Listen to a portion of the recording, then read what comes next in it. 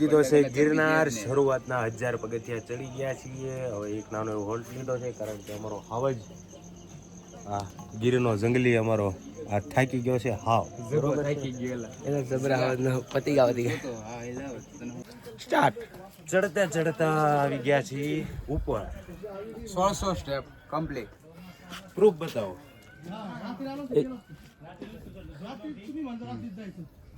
અમારી જોડે હતા અમે ટોટલ 8 જણા. 8 માંથી 4 જણા ઉડી ગયા. 4 જણા હજી સ્ટીલ છે અને સ્ટીલ જ રહેવાનું છે ઠેઠ સુધી.